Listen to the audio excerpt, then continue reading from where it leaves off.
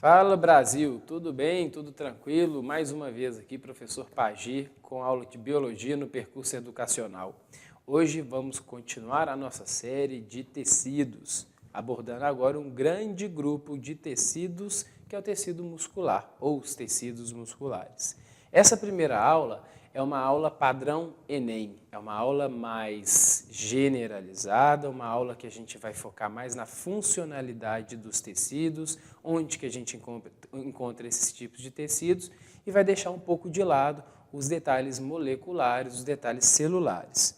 Mais para frente a gente vai trabalhar com esses detalhes que são mais aprofundados. Isso aí para vestibulares mais específicos, sobretudo para o pessoal aí da medicina. Tranquilo? Muito bem.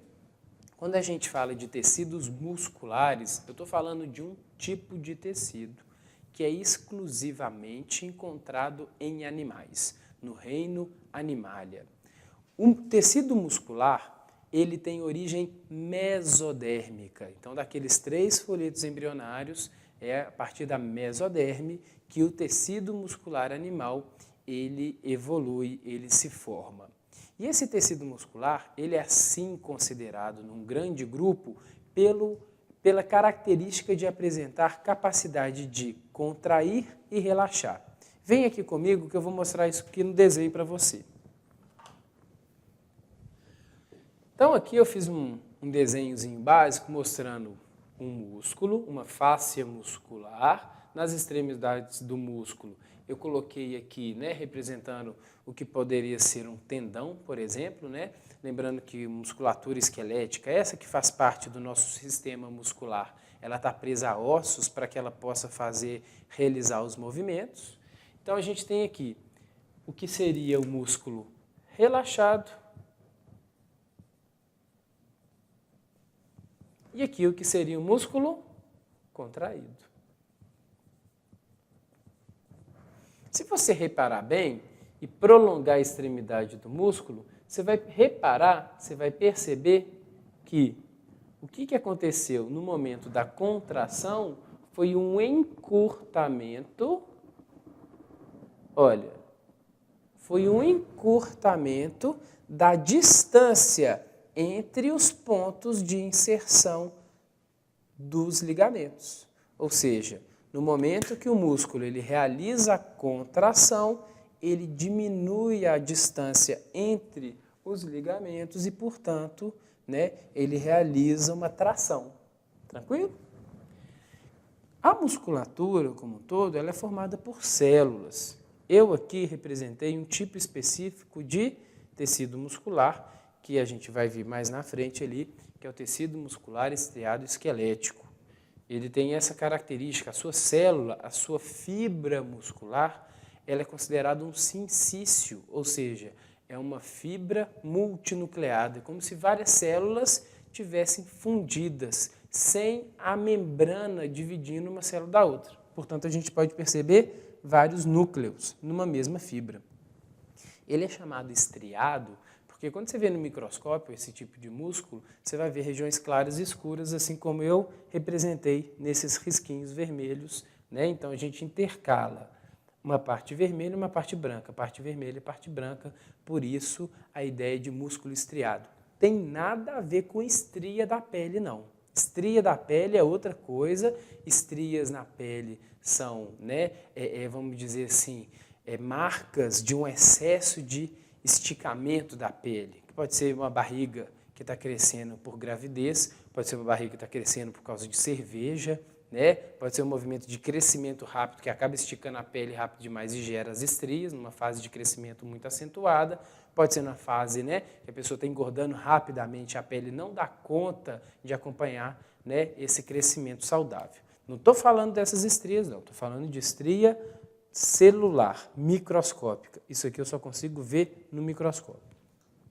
Na verdade, nós sabemos que essas estrias, elas representam regiões mais claras e mais escuras que correspondem na célula às unidades de contração. Por que a fibra muscular, por que a célula muscular ela tem capacidade de se contrair e outras células, né, nos tecidos animais não têm essa capacidade. Isso acontece porque existe um grupo de proteínas que são chamadas de miofibrilas. Olha esse nome. Miofibrilas. Mio significa músculo, fibrilas, fibras pequenas. Então, são fibras pequenas proteicas que são encontradas nos músculos. E essas miofibrilas têm a capacidade de contração.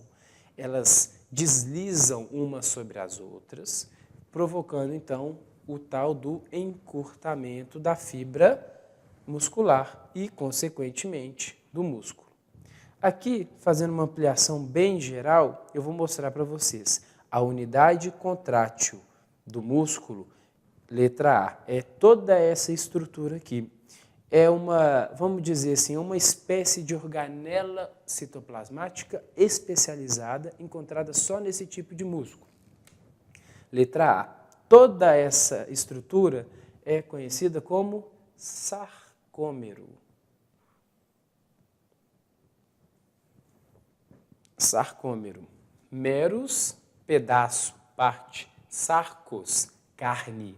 Tá? Então, a unidade da carne, carne é músculo, é o sarcômero, é a unidade contrátil. O que a gente tem dentro do sarcômero aqui são as tais miofibrilas, representadas por essas linhas tortas em azul e em vermelho. Deixa eu pegar a cor vermelha aqui. As fibras azuis aqui são fibras de uma proteína muito abundante na musculatura, conhecida como actina. E de vermelho aqui no meio, nós temos uma outra miofibrila muito importante, a miosina. O que pega, Brasil? Olha só.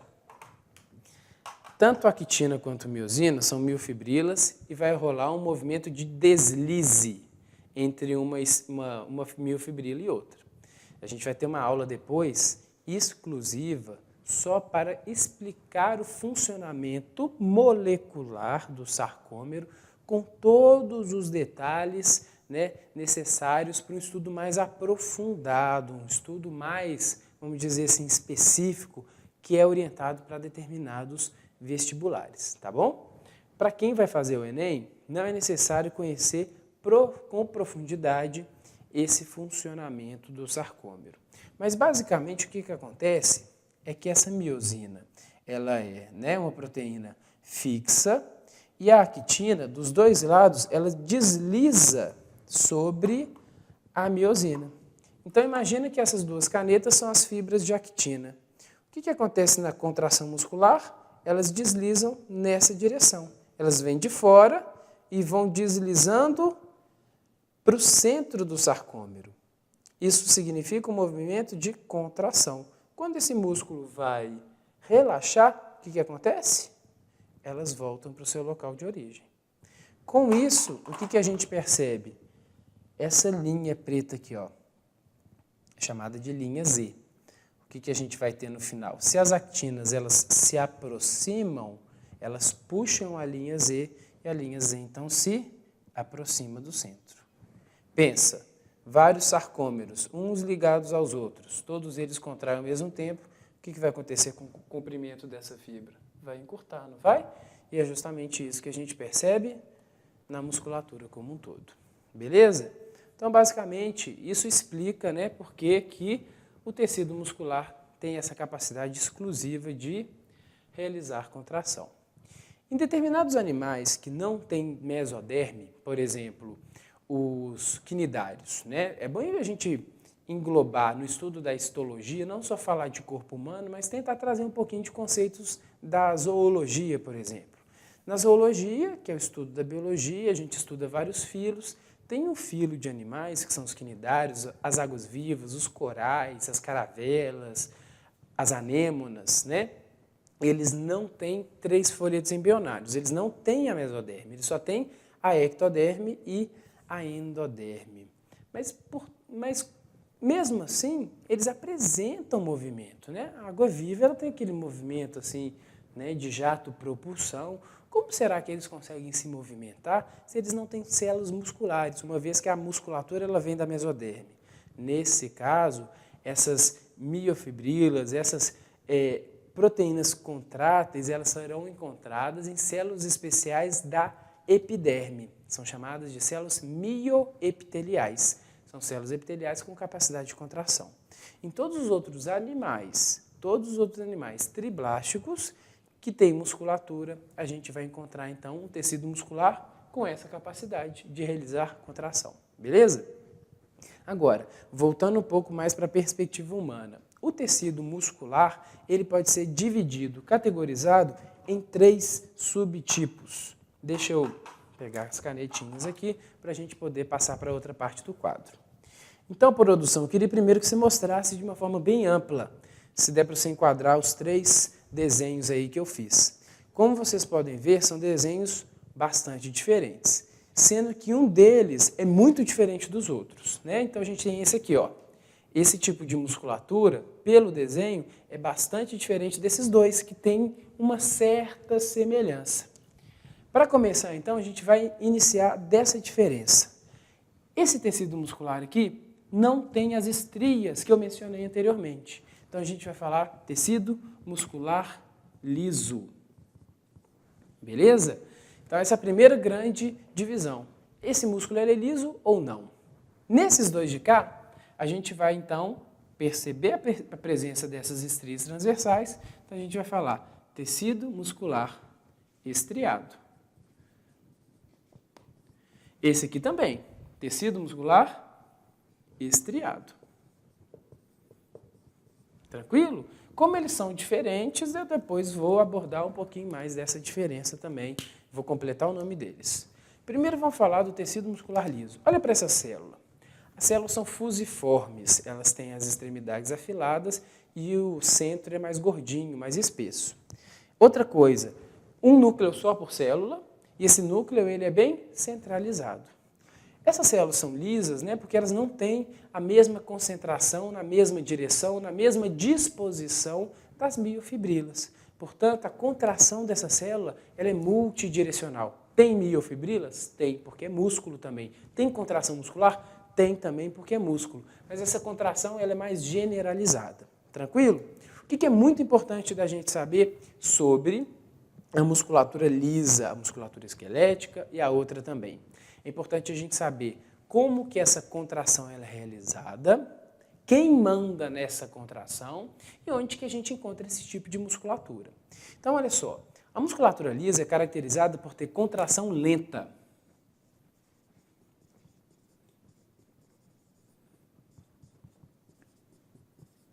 E uma outra característica muito importante da musculatura lisa é que essa contração essa contração nunca será controlada pela sua vontade, pelo meu controle consciente. Eu não consigo controlar músculo liso. O músculo liso ele é automático, ele é ligado ao sistema nervoso central num piloto automático, do qual eu não tenho controle direto sobre ele. Então, a gente vai falar assim, olha, contração lenta, contração involuntária. Então, musculatura lisa é marcada por apresentar contração lenta e involuntária. Onde será que a gente tem músculo liso no corpo? Olha, tubo digestório.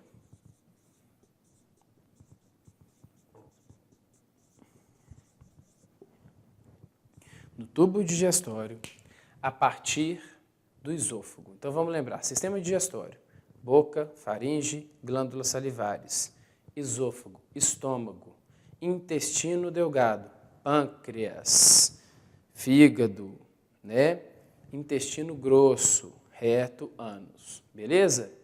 No sistema digestório, a gente ainda tem a divisão das glândulas anexas, glândulas salivares, fígado e pâncreas, e os órgãos do tubo digestório. Tubo é oco, é por onde a comida passa, e a comida vai sendo transformada.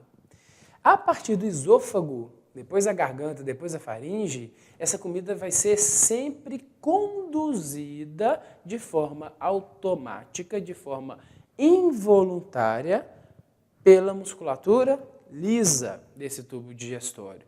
Esse movimento é conhecido como peristaltismo. Ou seja, se eu tenho peristaltismo, quem comanda, quem promove, quem faz o peristaltismo é a musculatura lisa do tubo digestório. Tranquilo? Onde mais que a gente vai ter musculatura lisa?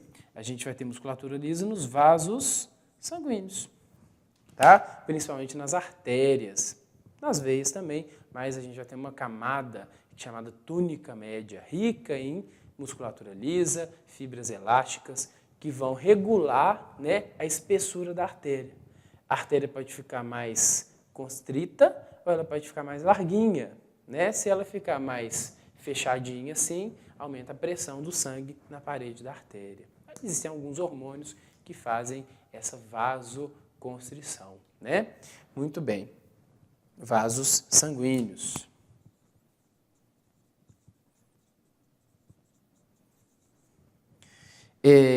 A gente vai perceber também a presença dessa musculatura lisa, né, em vias respiratórias.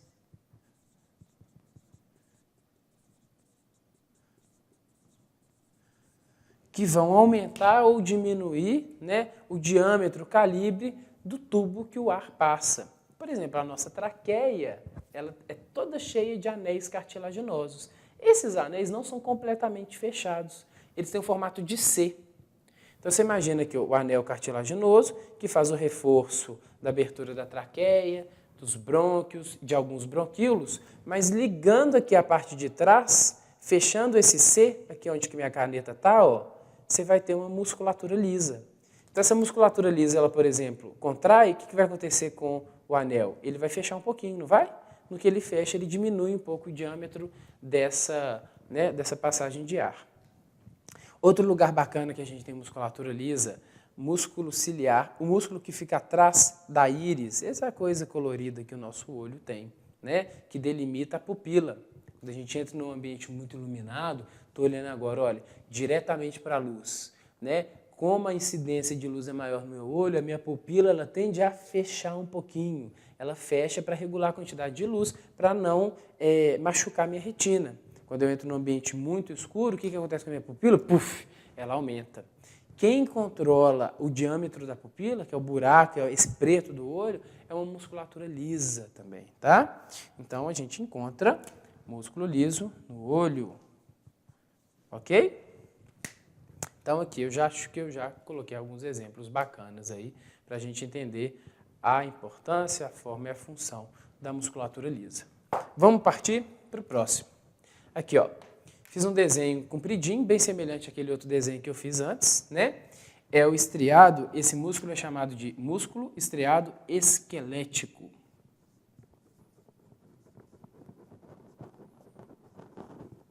Músculo estriado esquelético. O nome já te dá uma dica importante, ele está associado ao nosso sistema esquelético, ele é encontrado, então, no nosso sistema muscular.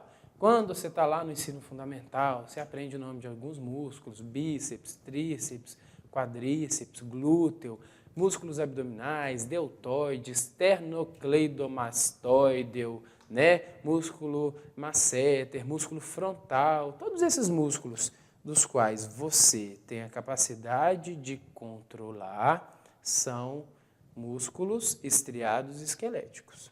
Pensa comigo. Músculo dos seus membros, músculo do pescoço, músculos faciais, são todos desse tipo de fibra aqui, tá? Músculo do pé, músculo do tronco, mexeu todo? Beleza. Tem alguns músculos que não são completamente ligados ou não são ligados ao esqueleto, que a gente também tem controle. Por exemplo, o músculo que abre e fecha a torneirinha da uretra, o esfíncter na base da bexiga, para controlar o quê? A micção. Você consegue controlar ou você sai fazendo xixi para baixo e para cima? Você consegue controlar. Você aprendeu isso quando você era pequenininho, né? Então, esse músculo, ele também é estriado esquelético. Músculo do esfíncter anal, né? O esfíncter anal, na verdade, são dois. Tem um que tem controle voluntário, ainda bem, e o outro que age como reflexo da abertura do primeiro. Beleza? Então, a gente tem, né, uma série de musculaturas e sempre que eu vou pensar em músculo estriado esquelético, eu vou pensar em quê? Controle voluntário, tá? A contração da musculatura, a gente classifica ela como rápida. Ela pode ser tanto lenta quanto rápida, isso vai depender da nossa vontade. Então, olha, contração rápida e voluntária. Vou grifar o voluntário aqui porque isso é muito importante. Isso que vai determinar o tipo de músculo. Vocês vão ver que, por exclusão, é o único músculo que tem contração voluntária, aquela que é obedecida pela sua vontade. Aí eu vou te fazer duas perguntas, eu acho que você vai ficar um pouco assim, na dúvida. Músculo responsável pela deglutição, engolir. Primeira. São 3 perguntas, aliás. Músculo respiratório, que você usa para expandir e retrair a sua caixa torácica, fazendo a pressão dentro do pulmão variar e, portanto, o ar entrar e sair. Músculos da pálpebra, que faz o seu olho fechar e abrir. Músculos voluntários ou involuntários? Ah, Pagi, eu acho que é involuntário, porque eu não fico pensando o tempo todo que eu estou piscando. Mas você é capaz de fechar o olho, se eu pedir para você fechar o olho? Feche seu olho agora. Fechou? Você conseguiu fazer isso? Se você está controlando o músculo é porque ele é voluntário, mesmo que ele seja automatizado por um controle inconsciente. A musculatura respiratória é a mesma coisa, né? Você está passando, por exemplo, na rua, você viu um cocô no chão, então alguém soltou um pum perto de você. Você é capaz de prender a respiração por alguns segundos até esse mau cheiro passar? Então você é capaz de controlar a musculatura respiratória. Ah, você está bebendo um copo de suco, ou então você foi dar aquela mordida naquela empadinha. Eu detesto azeitona. Aí eu vou lá, compro aquela empadinha de frango maravilhosa, dou aquela dentada maravilhosa e de repente vem aquela coisa horrorosa do demônio, né? Aquela azeitona verde que rouba todo o gosto de tudo que ela passa. Eu imediatamente, travo aqui atrás, não vou engolir, cuspo aquele pedaço de comida lá e ainda vou reclamar com a moça.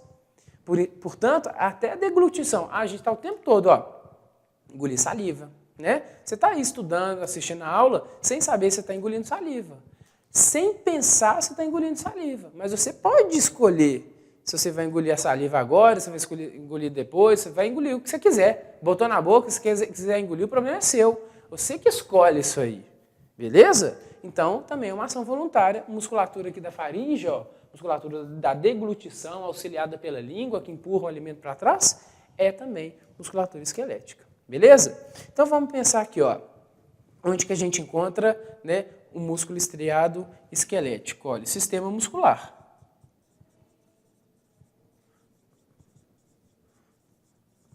Vamos destacar, né, alguns músculos que o pessoal acha que é involuntário. Musculatura respiratória.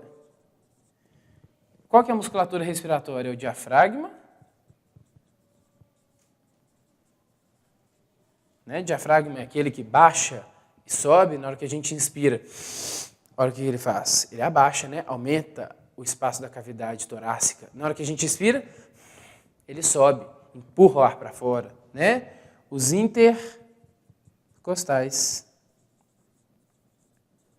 O que o intercostal faz? Ele abre a costela, né? Se você não sabe direitinho como é que é o movimento da costela, imagina um balde com uma alça do lado, assim, Na hora que você levanta a alça, é exatamente isso que a costela está fazendo assim. Na hora que ela está fazendo assim, ela está expandindo o espaço entre ela e a caixa torácica está aumentando também de tamanho. Beleza? Então, a musculatura respiratória é um bom exemplo da gente lembrar de que muitos músculos que a gente acaba automatizando o seu uso podem ser controlados sim. É igual você estar andando na rua. A ação de você começar a andar é uma ação pensada. Olha, eu estou parado, vou começar a caminhar. Comecei a andar, beleza?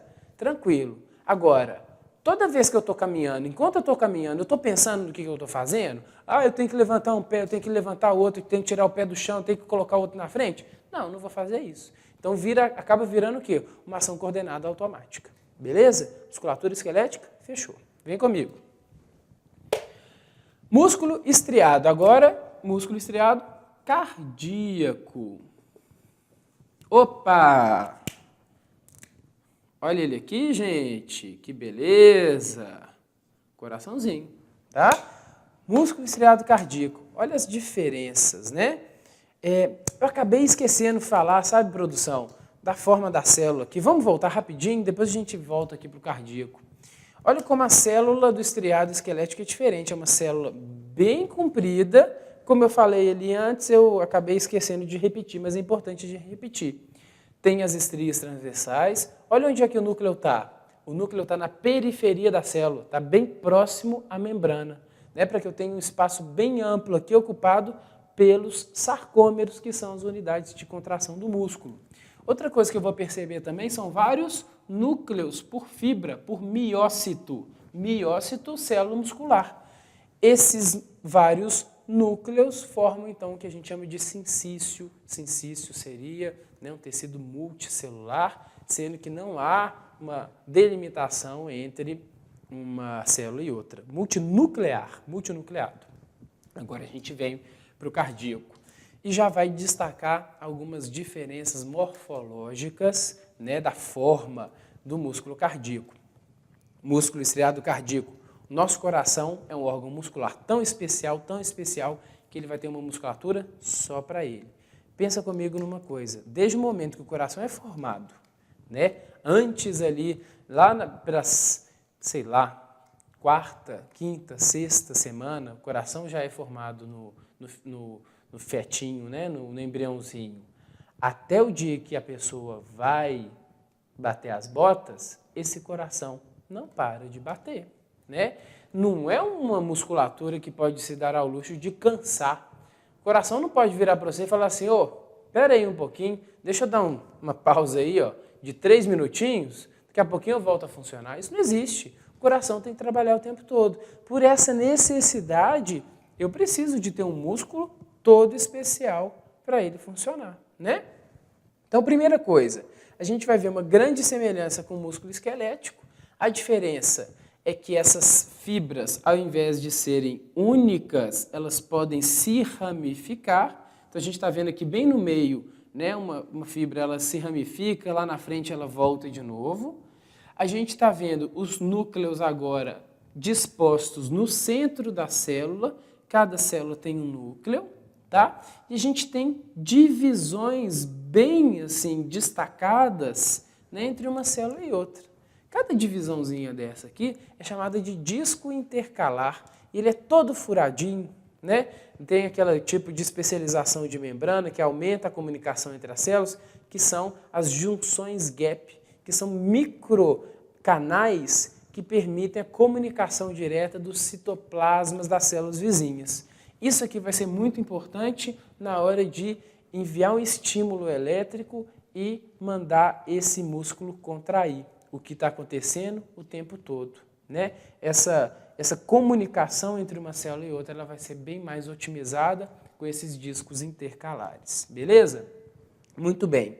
Vamos falar das características do músculo estriado cardíaco. Como que você pensa que a contração da musculatura cardíaca é? Lenta ou rápida? Rápida, né? O músculo está o tempo todo contraindo e relaxando, contraindo e relaxando. Então a gente vai colocar aqui, contração rápida. Agora, nós somos incapazes de controlar diretamente o coração. Eu não posso simplesmente falar assim, pare de mexer, pare de bater, volta a bater. Igual eu faço com a minha musculatura respiratória. Então, a contração ela é o quê? Rápida e involuntária. E aí fica fácil para a gente pensar no exemplo, né? Onde que a gente encontra o músculo estriado cardíaco, também chamado de miocárdio. Lembra que mio é músculo, cardio, coração. Então, a gente vai encontrar ele, miocárdio. miocárdio. Coração.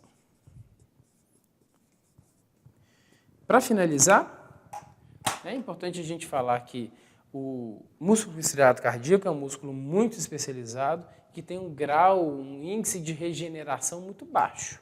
Quando a pessoa, por exemplo, ela tem um infarto do miocárdio, para de receber numa determinada região do coração, né, o oxigênio essencial ali para o batimento, né, para a contração muscular, essa musculatura ela vem a morrer, ela será reposta em pouquíssimo grau, em baixíssima quantidade. Né? Provavelmente, se a lesão desse infarto for muito grande, ela acaba tendo aí uma substituição de tecido contrátil, tecido cardíaco, tecido estriado cardíaco, por cicatriz, né, fibrose. E aí esse coração, consequentemente, vai ficar um pouco prejudicado quanto à sua capacidade total de contração e bombeamento de sangue. Beleza? Na próxima aula, a gente continua com o assunto de tecidos animais. Obrigado, um abraço e bons estudos.